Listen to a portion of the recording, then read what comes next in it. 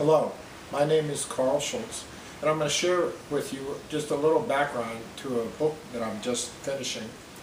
It's called In Praise of Nonsense, an unapologetic Pope-ular approach to why Catholic. The book In Praise of Folly was written by Desiderius Erasmus in the 16th century as a satire on some of the medieval superstitious practices within the church, some of the problems in the European culture that he poked fun at, as well as some of the behavior of the Catholic hierarchy. It was actually very well received, very popular, and even some of the popes and the prelates and clergy who he poked fun at thought it was funny. The theologians kind of objected, which is an interesting thing about that. But anyways, Erasmus is a good model for us because during the period of the Reformation, he stood by the church. He knew Luther and respected Luther, but he disagreed with Luther, and they exchanged letters, and he was a good friend of St. Thomas More. Erasmus is a good model because he recognizes the imperfections of the church and tries to constructively remedy them to the extent that it's within our power, but they stay within the confines of the church.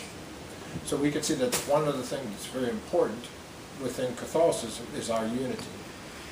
The point of doing this book is to first address the negative. Now, why would I start with the negative rather than reasons to be Catholic? Well, it's an unapologetic. What I mean by unapologetic is there's no reason to be embarrassed about the faith.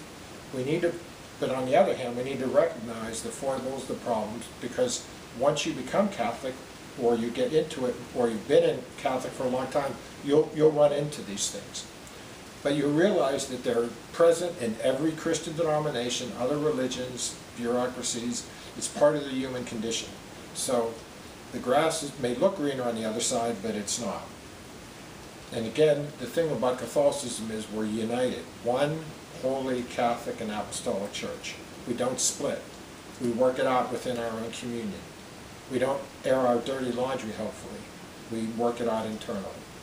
So the first part is designed to address realistically what are the real problems of the Catholic Church that concern the average person.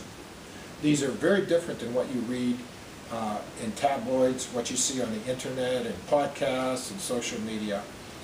And it's also extremely different from what you get in the secular media and in popular culture, because those people who aren't participating in the church or who are embittered former Catholics, their perspective is very skewed. So what I'm trying to do is give you an insider's guide on how you can understand some of these behaviors, and it's also a critique of both the bishops and the clergy, because in many ways they're falling short along with the lay people. So obviously my intention is not to reform either the clergy or the bishops, but I'm going to point out some of the issues because the Vatican has indicated, and we know, and even the bishops indicated, some of the leadership from the episcopacy, the Catholic bishops in America, has been lacking. The Vatican has altered the way they're picking the bishops because it hasn't worked out to the best of all possibilities. So I'm going to deal with the negatives, and then I'm going to then move to why Catholic. What are the reasons to be Catholic? I mentioned the first, the unity of it. The second, the sacraments, particularly the Eucharist, especially that, the real presence in the Eucharist, which we share with the Orthodox as well, and the Anglicans and most Lutherans. Then I move into, for example, the Bible. Even though many Catholics don't read the Bible for various reasons, it's part of our recent history. If you do want to get into the Bible, without question, the Catholic Church is the best place to go because of the great scholarship that's flourished in the last half century as a result of Vatican Council II. So if you want to learn and you want to study the Bible and get into it, the Catholic Church is a great place to go because it has the background, it has the context, the tradition, as well as the magisterium to guide it. Then there's a number of other things that I'll talk about. The tradition, the magisterium, there's a lot of wonderful magisterial documents that we can access.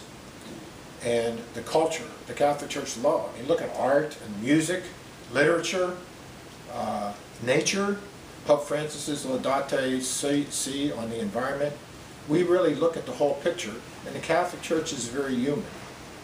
And one of the last points I make is the models we have. We have great models, saints, and so many living saints. And I would like to conclude with the Holy Family.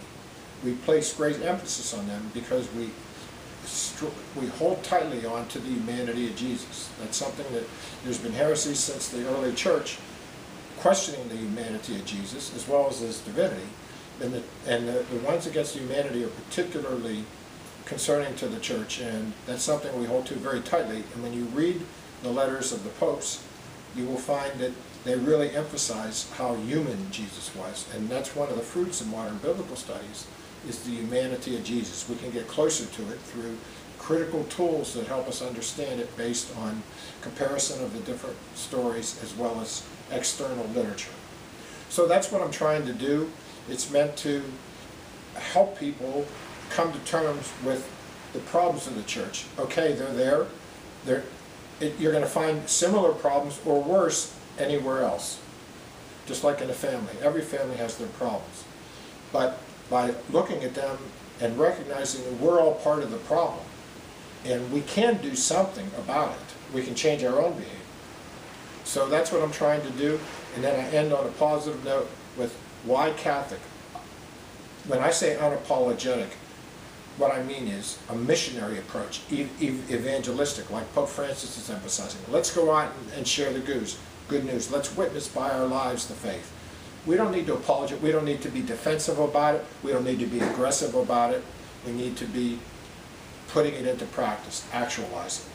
That's unapologetic. We're not ashamed of the gospel, as St. Paul says. Or St. Augustine says we're not ashamed of the church. So that's what I'd like to do. And I invite you, if you're interested in the book, you can contact me. My email address is Karl A. Schultz @gmail.com. And telephone number is 386-323-3808. Website, Karl with a K, A, Schultz, SCHULTZ.com.